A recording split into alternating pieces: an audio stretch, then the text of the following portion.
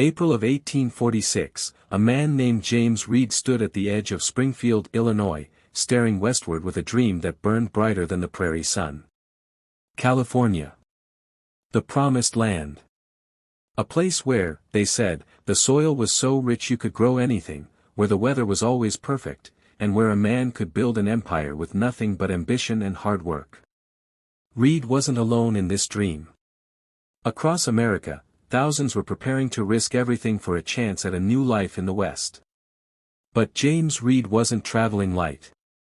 He was a wealthy businessman, and he'd commissioned a special wagon, a two-story palace on wheels they called the Pioneer Palace car, complete with a built-in stove, sleeping quarters, and even a side entrance with steps. While other families packed the bare essentials, Reed brought luxury. His wife, Margaret, was in poor health, and he was determined she would travel in comfort. Alongside them were their 4 children and Margaret's mother, Sarah Keyes, who was elderly and frail. They joined a larger wagon train heading west. Eventually, this group would come to be led by 2 brothers, George and Jacob Donner. George Donner was 62 years old, a prosperous farmer with his 3rd wife, Tamsin, who was 20 years younger and highly educated. Jacob traveled with his wife and children too. Together, the Donner brothers brought optimism, resources, and leadership to the growing party. By late spring, the Donner Party, as they would come to be known, numbered around 90 people, men, women, and children from various families, all bound by a single dream. The journey was supposed to take about 4 months. They would follow the established California Trail, a proven route that thousands had traveled before. It wouldn't be easy, crossing rivers, enduring storms, navigating treacherous mountain passes, but it was doable. Families who left in April typically arrived in California by late summer, well before the first snows. For the first several weeks, the journey went exactly as planned.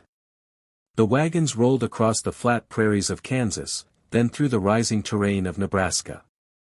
Children ran alongside the wagons, playing games. Women cooked meals over open fires. Men hunted buffalo and antelope. At night, they gathered around campfires, singing songs and sharing stories about the paradise that awaited them in California. There were hardships, of course, broken axles, sick livestock, the occasional dispute between families, but nothing they couldn't handle. They were making good time. Then, in July, as they approached Fort Bridger in present-day Wyoming, everything changed. A man named Lansford Hastings had published a guidebook the year before, promoting what he called the Hastings Cutoff, a new route that he claimed would shave 350 miles off the journey to California. Instead of following the established trail northwest through Idaho and then south into California, travelers could cut directly west through the Wasatch Mountains and across the Great Salt Lake Desert. Hastings promised it would be faster, easier, and save precious weeks of travel time. At Fort Bridger, James Reed and the Donner brothers received a letter from Hastings himself, encouraging them to take his shortcut. The letter was persuasive. Time was becoming a concern, they'd been delayed by various setbacks, and the calendar was pushing into late July. If Hastings' route really could save them weeks, they might reach California before the autumn rains. Other emigrants at Fort Bridger warned them against it. They'd heard troubling rumors, that the cutoff was untested, that Hastings himself had never actually taken wagons through it, that the terrain was far worse than he described. But Reed and the Donners were confident. They were experienced men. They had resources, strong wagons, and healthy livestock. What could possibly go wrong? On July 31, 1846, the Donner Party made their choice. They would take the Hastings Cutoff. It was a decision that would seal their fate. They turned their wagons south and headed into the Wasatch Mountains, leaving the proven trail behind. None of them could have known they were rolling toward one of the most horrific disasters in American frontier history. None of them could have imagined that within months, their names would become synonymous with desperation, survival, and the unthinkable choices human beings make when faced with death. The shortcut, they believed, would save them. Instead, it would destroy them. The first sign that something was terribly wrong came within days of leaving the main trail. Lansford Hastings had promised an easy passage through the Wasatch Mountains, but what the Donner Party found instead was an impenetrable wilderness. There was no road. There wasn't even a clear path. Towering pines and thick underbrush blocked their way in every direction. The wagons, designed for rolling across open prairie, couldn't fit between the trees. The men had no choice. They would have to build their own road. With axes and saws, they began the brutal work of cutting through the forest, felling massive trees, hauling away logs, clearing brush, leveling ground. It was backbreaking labor in the summer heat, and progress was agonizingly slow. On good days, they might advance 3 or 4 miles. On bad days, they barely moved at all.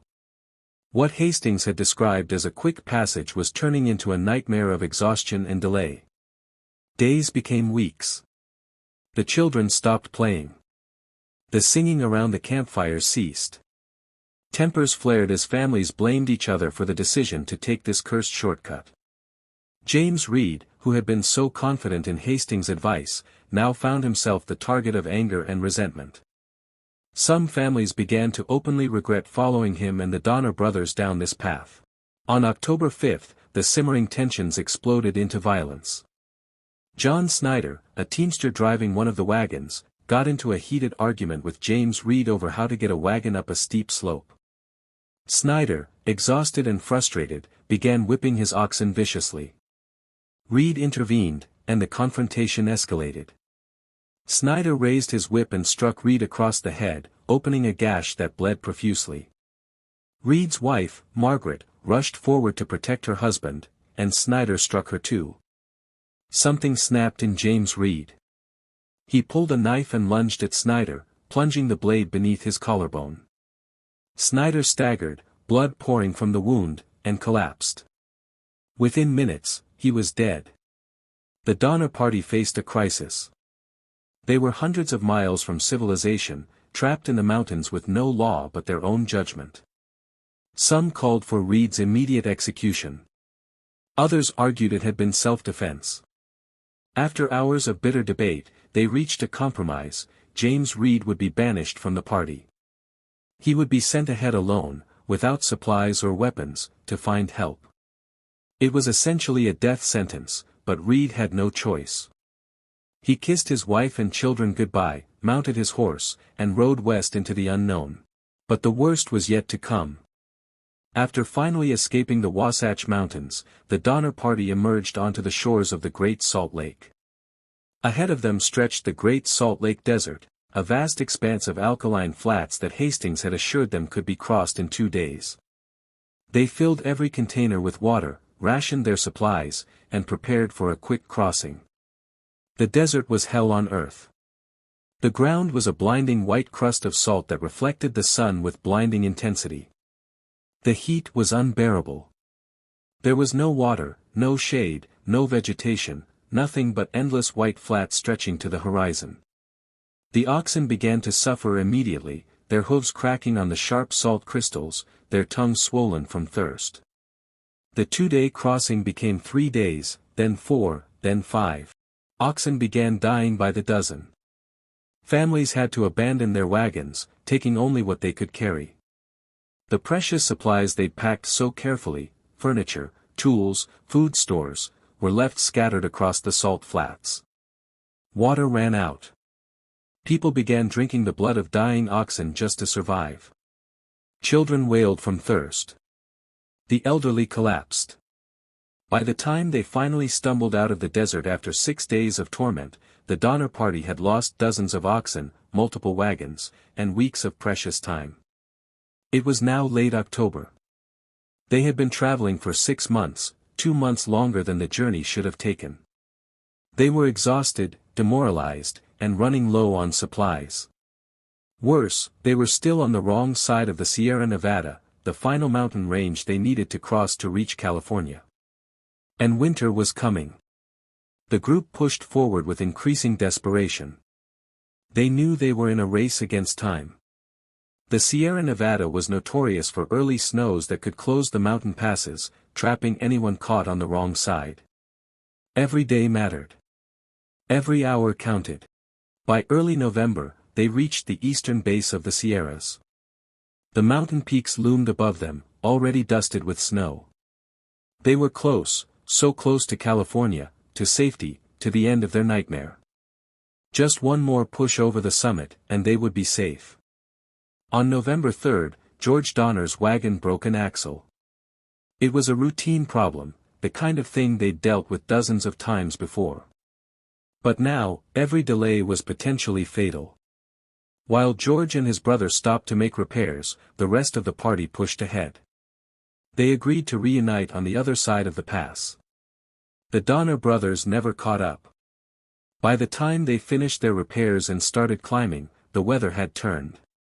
Snow began falling, lightly at first, then heavier. Within hours, a full blizzard descended on the mountains. The members of the Donner party who had pushed ahead reached a place called Truckee Lake, right at the base of the final pass. They could see the summit, it was less than a mile away. Freedom was within reach. But when they tried to cross, they found the pass already choked with 5 feet of fresh snow. The oxen couldn't pull the wagons through. People on foot sank to their waists. They tried again the next day. And the day after that. Each time, the snow was deeper, the conditions more impossible. Finally, on November 8, they accepted the terrible truth: they were trapped. Winter had arrived weeks earlier than normal, and they were caught on the wrong side of the mountains with no way forward and no way back. They built crude shelters near the lake and prepared to wait out the winter. Surely, they told themselves, the snow would stop soon. Surely rescue would come. Surely they could survive a few weeks until the weather cleared.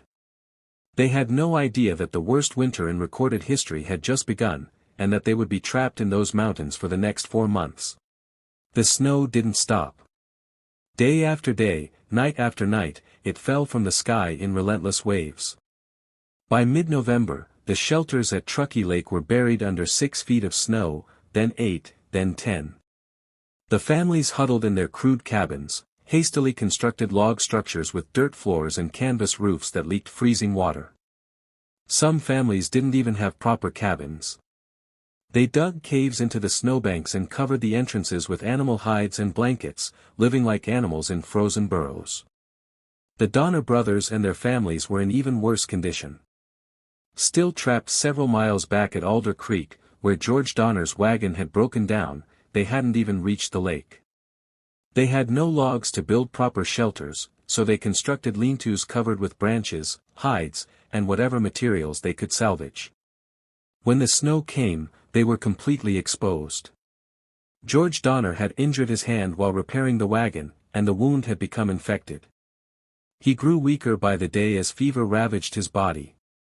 The party's livestock, their oxen, horses, and cattle, were their only hope for food. But the animals couldn't survive in the deep snow. One by one, they died or wandered off into the blizzard, never to be seen again.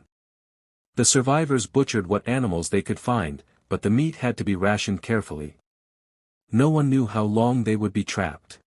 By December, the food was running out. Families began eating their oxen hides, boiling the leather for hours until it became soft enough to chew, though it provided almost no nutrition. They ate bones, grinding them into powder to mix with melted snow. They ate the bark from trees. Some families resorted to eating mice and other small creatures they could trap. The children cried constantly from hunger, their bellies distended, their faces gaunt. Patrick Breen, an Irish immigrant traveling with his wife and 7 children, began keeping a diary.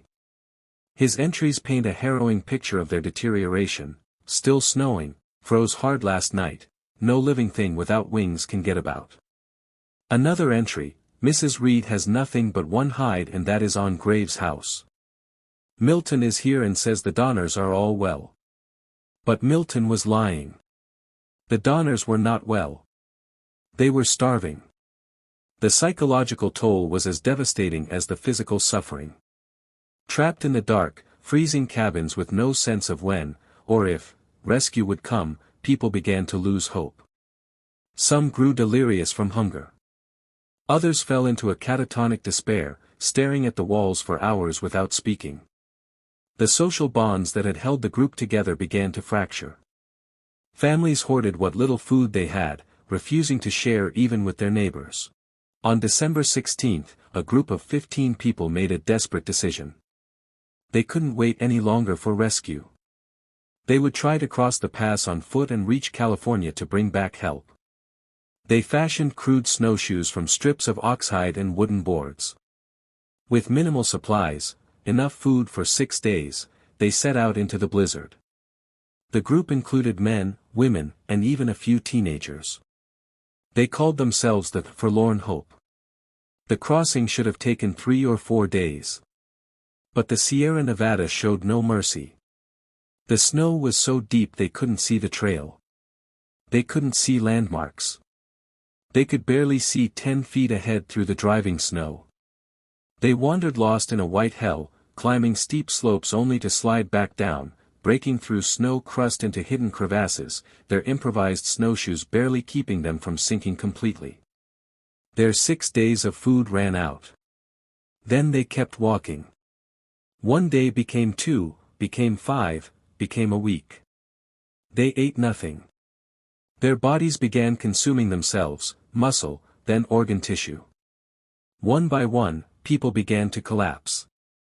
On the 6th night, a young man named Antonio, a Mexican teamster who had been hired to help drive the wagons, lay down in the snow and never got up. Then another man died. Then another. The survivors faced an unthinkable decision. They were going to die unless they ate something. And there, in the snow around them, were bodies. Human bodies. The bodies of their companions, their friends, people they had traveled with for months. For days, the survivors resisted. They prayed. They wept. They argued. Some said they would rather die than commit such an act. But hunger is a force beyond morality, beyond taboo, beyond everything we think we know about human nature. When you are starving to death, when your body is shutting down, when your brain is being deprived of glucose and you can barely think straight, the human animal will do anything to survive. They made a pact, no one would eat their own family members. Then, with shaking hands and tears streaming down their faces, they did what they had to do. They cut flesh from the bodies of the dead, cooked it over a small fire, and ate. It saved their lives. Strengthened by the grim meal, the Forlorn Hope staggered forward. More people died, and each time, the survivors faced the same horrible decision. Again and again, they chose to live. After 33 days in the snow, 33 days that should have been a 4-day journey, 7 survivors finally stumbled out of the mountains and into a small California settlement. 7 out of 15. The others were dead, their remains scattered across the high Sierra. When the survivors told their story, the people of California were horrified. But they didn't hesitate. Rescue parties were organized immediately. Men volunteered to risk their own lives to climb back into those deadly mountains and bring out whoever might still be alive at Truckee Lake and Alder Creek. But it was already late January 1847. The people trapped in those camps had been without adequate food for nearly 3 months. What the rescuers would find when they reached the lake would test the limits of human comprehension and haunt them for the rest of their lives. The race to save the Donner Party had begun, but for many, it was already far too late. On February 18, 1847, the first rescue party finally reached the camp at Truckee Lake. What they found was beyond anything they had imagined. The 7 men who had volunteered for this mission thought they were prepared for suffering, they knew people would be starving, sick, weakened. But nothing could have prepared them for this. The cabins were nearly invisible, buried under 15 feet of snow. Only the tops of chimneys and doorways marked where shelters existed. When the rescuers called out, skeletal figures emerged from the snow like ghosts rising from graves. They weren't walking, they were crawling. Their faces were skull-like, skin stretched tight over bones, eyes sunken deep into their sockets. Their clothes hung off their frames in rags. Some were so weak they couldn't stand. Children stared at the rescuers with hollow, haunted eyes, too exhausted even to cry. The rescuers distributed what food they had brought, but they had to be careful. People who haven't eaten in months can die if they eat too much too quickly. Their digestive systems had shut down. A full meal could kill them. So the rescuers gave small portions, a few bites of bread, some dried beef, and watched as the survivors wept with gratitude. But then came the questions. Where was everyone? Where were the Donner brothers? Where were the other families? The rescuers counted the survivors, 48 people still alive. But the party had started with 90. Where were the others?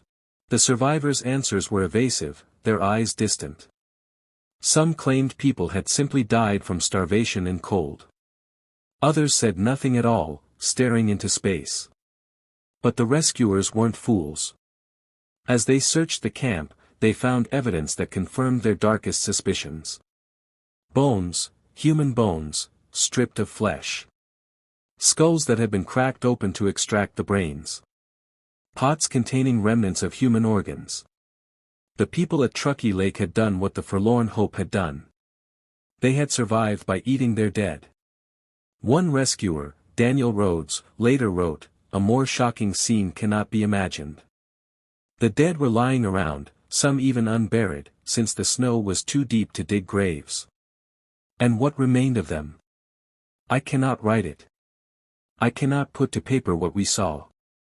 The psychological horror of what had happened was almost worse than the physical evidence. These weren't strangers, they had eaten their neighbors, their friends, people they had traveled with for months. Margaret Reed had watched as others consumed the body of a young man she had known.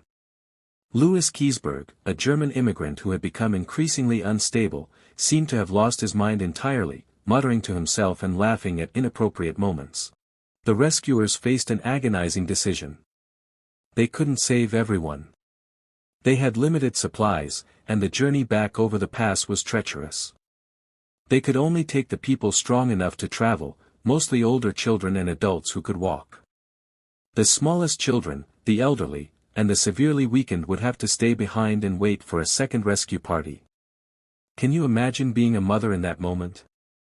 Being told that your children must be separated, that the rescuers will take your older child to safety, but your younger ones must stay in this hell, waiting for rescue that might never come. Some families had to make impossible choices. The Breen family was torn apart.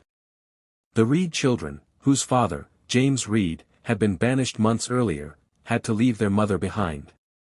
Margaret Reed, still weak from months of starvation, begged the rescuers to take her children to safety while she waited for the next party. 23 people left with the first rescue party. The journey out was nearly as deadly as staying behind. The survivors were so weak that some couldn't make it more than a few hundred yards before collapsing. One child, 3-year-old Ada Keseberg, couldn't keep up. Her father, Louis Keseberg, was too weak to carry her.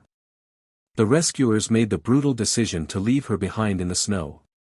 She died alone that night, and her body was never recovered. Meanwhile, 6 miles away at Alder Creek, the Donner family camp was in even worse condition. George Donner was dying. The infection in his hand had spread up his arm, poisoning his blood. He was delirious with fever, barely conscious. His wife, Tamsin, had watched her husband deteriorate day by day, helpless to save him. Around them, others had already died. The survivors at Alder Creek had also resorted to cannibalism, though they tried to hide the evidence when rescuers arrived. A second rescue party reached the camps in early March. This time, James Reed was among the rescuers. He had survived his banishment, reached California, and immediately volunteered to return for his family. When he arrived at Truckee Lake and found his wife and children still alive, he wept openly. His family was saved. But dozens of others were not so fortunate. The second rescue party took more survivors out, including Margaret Reed and her children. But once again, not everyone could be evacuated. The youngest Donner children, George and Tamsin's daughters, were too small and weak to make the journey. Tamsin Donner faced an impossible choice. The rescuers told her she could leave with them, she was strong enough to survive the journey. But her children were not. She could save herself, or she could stay with her daughters and likely die with them. Tamsin Donner made her choice. She sent away her older daughters with the rescue party, gave them what few possessions remained, kissed them goodbye, and stayed behind with her youngest children and her dying husband. It was an act of profound love and profound tragedy. She knew she was choosing death. But she could not, would not, leave her babies alone. By mid-March, a third rescue party arrived to evacuate the remaining survivors. They found George Donner dead, his body partially consumed. Tamsin Donner was also dead, though the circumstances of her death remain mysterious. Some said she died of starvation. Others claimed she had been murdered. Her body was found at the lake camp, not at Alder Creek where she had stayed with her husband, suggesting she had tried one last desperate attempt to reach safety and failed. Only one person remained at the camps, Louis Keseberg, the German immigrant who had descended into madness. The rescuers found him alone, surrounded by the remains of the dead, including the bodies of Tamsin Donner and others. What they found in his cabin was so disturbing that most refused to speak of it. Keseberg admitted to eating the dead, but he claimed he had only consumed those who had already died. The rescuers weren't sure they believed him. Some accused him of murder. Others thought he had simply lost his humanity entirely in the months of isolation and starvation. When the final rescue party led Keseberg out of the mountains in late April 1847, the nightmare of the Donner Party finally ended. But the horror of what had happened would echo through American history forever. Of the 87 members of the Donner Party who became trapped in the Sierra Nevada, only 48 survived. Entire families were wiped out. Of the 15 members of the Forlorn Hope who attempted the desperate winter crossing, only 7 made it out alive. The Donner brothers, George and Jacob, both perished, along with George's wife Tamsin, one of the most heartbreaking losses of the tragedy. Their young children survived only because their mother chose to stay behind and die with them rather than abandon them to fate. The survivors emerged from the mountains as ghosts of their former selves, physically and psychologically shattered. They were taken to Sutter's Fort in California, where they slowly recovered their strength. But the psychological scars would never heal. Many survivors refused to speak about what had happened in those mountains. The shame and trauma of cannibalism haunted them for the rest of their lives. The story spread across America like wildfire. Newspapers published sensationalized accounts of cannibalism and survival in the snows. The Donner Party became a cautionary tale, a warning about the dangers of taking shortcuts, of ignoring experienced advice, of underestimating nature's power. Lansford Hastings, whose promoted cutoff had doomed the party, faced public condemnation, though he never accepted responsibility for the disaster. Some survivors rebuilt their lives successfully. James Reed, whose banishment had ironically saved his life, became a respected figure in California. The Reed children grew up and had families of their own. But others never recovered. Louis Keseberg, accused by some of murder and suspected of the worst atrocities, became a pariah. He tried to sue for defamation but found no sympathy. He died penniless and alone decades later, still haunted by whispers and accusations. The tragedy changed how Americans approached westward migration. Future wagon trains heeded the warnings, they stuck to proven routes, left earlier in the season, and carried more supplies. The California Trail became better marked and maintained. The Donner Party's suffering wasn't entirely in vain, their deaths likely saved countless others who learned from their mistakes. Today, Donner Lake and Donner Pass bear their names, not as celebration, but as memorial. The site where they suffered has become a place of historical reflection. Museums tell their story. Historians continue to debate the details. Were the survivors heroes who did what they had to do? Or did some cross moral lines that should never be crossed? The truth is probably both. The Donner Party reminds us that the American frontier was not romantic adventure but brutal reality. That one wrong decision, one fateful choice to take an untested shortcut, can cascade into catastrophe. That human beings, when pushed to the absolute limits of survival, are capable of both remarkable endurance and unthinkable acts.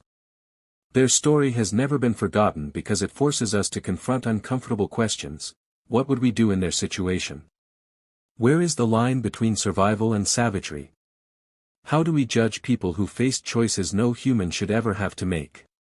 The Donner Party's journey west ended in nightmare, but their story became immortal, a stark reminder that the cost of manifest destiny was often paid not in glory, but in blood, suffering, and the darkest choices of the human heart.